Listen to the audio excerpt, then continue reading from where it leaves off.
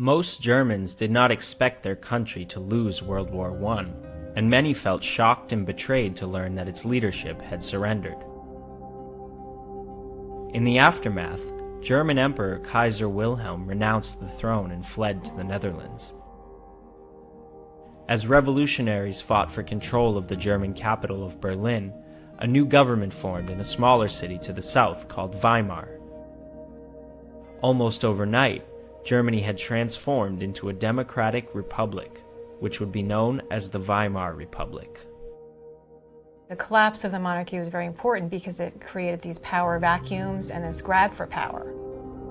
And these disgruntled youth, hardened youth, came back into German society and Austrian society and were very disillusioned and had known, their primary, formative years were in the carnage of the First World War, the Great War, the war to end all wars. And so they come out of this experience and really bring that to the streets of Germany, to the political culture of Germany. So that kind of combative spirit. A lot of the politicking that's occurring in Germany is in beer halls and in street fights. For a liberal society to function and a democracy to function, there has to be compromise, there has to be civility. And it's not part of that, the birth of democracy in Germany. Adolf Hitler was among those youth who brought a combative spirit back to the new German democratic experiment. Hitler was an Austrian citizen who had volunteered to fight for the German army. He was in a hospital recovering from a mustard gas attack that had left him partially blinded when he learned of Germany's defeat, and he moved to Munich shortly thereafter. Hitler is like hundreds of thousands of other Germans, some of them in the army, some of them not, in 1919, disturbed by their nation's defeat, deeply unsettled by the political revolutions that occurred at roughly the same time, and looking for an answer. He found it in a political organization that already existed, called the German Workers' Party, and he rapidly became a dominant figure in the movement because he had a gift for public speaking. In early 1920, the party changed its name to the National Socialist German Workers' Party, or the Nazi Party for short. It was a movement that offered him an explanation for Germany's defeat, namely that the nation had been sold out, that it was not his fault as a former soldier that Germany had lost, but rather seditious forces at home had undercut the war effort, and that explained why Germany had lost. That became the core of his message. And then attached to that was a particular statement that among those seditious forces were the Jews.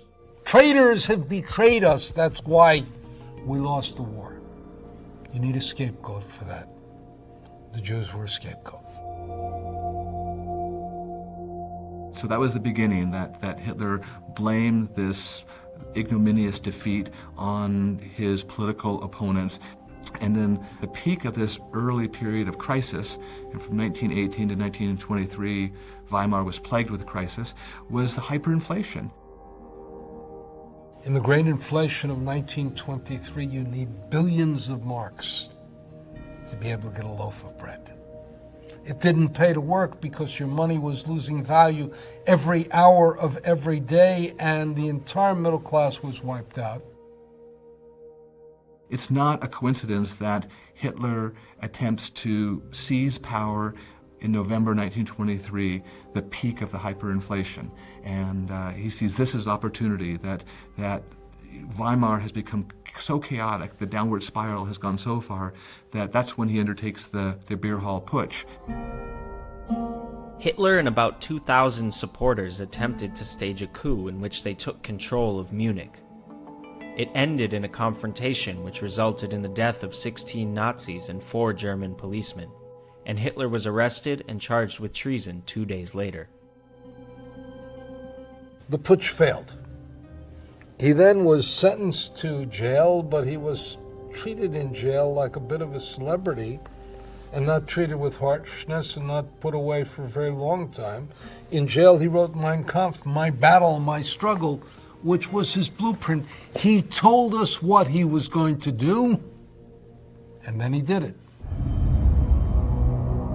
When he came out, he decided that he had to adopt a new and more effective political strategy, one that did not involve challenging the authorities with violence. And he called this actually the legality strategy. He spent most of the mid-1920s building up the political organization of the Nazi Party. But it's important to note that in 1928, at the German parliamentary elections, he got 2.6% of the national vote. In 1924, he had gotten 6%. He was a marginal political figure. In the mid-20s, the Weimar Republic did very well. Unemployment rate went down. The inflation rate went down. It seemed like Germans were going to be able to move forward with some relative stability and prosperity. And then came the stock market crash of 1929, and that was the beginning of an economic disaster.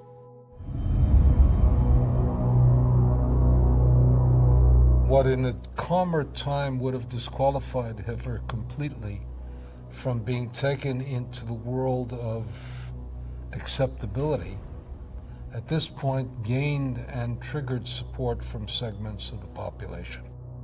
In 1930, they won 18% of the vote, 107 seats, and then by July 1932, they're up to 37% of the vote. Now, people knew what Hitler stood for, but they weren't quite sure what his priorities were. We now know in retrospect, looking back, that Hitler was obsessed with two things above all: removing the Jews from Germany, and that became increasingly a murderous program, and he was obsessed with winning what he called living space for Germany in the East. But up until 1932, that's not what he talked about all the time. Indeed, in the last 3 years, between 1930 and 1933, when Hitler's vote was rising the fastest, the Nazis downplayed their anti-Semitic rhetoric. And their rhetoric was, what's wrong with this country is the system. The system is broken. The system doesn't know how to fix what's wrong with this country. In 1932, Hitler ran against the current president, World War I General Paul von Hindenburg. The Nazis won the largest share of seats in the Reichstag at 37%, but did not get the majority needed for Hitler to become president. In a second round of voting, Hindenburg was able to gain a narrow majority of votes and retain the office. A third of the electorate gravitated toward Hitler, but it was only a third, and he wouldn't have come to power if it had not been for this powerful elite around the president who said, you've got to pick somebody, let's pick him. And he thus became the person that the president chose to make chancellor. They believed that they could control Hitler in this way.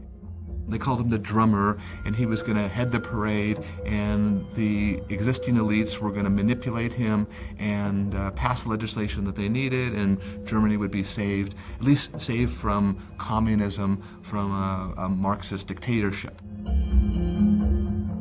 And it's one of the great mistakes in all of history.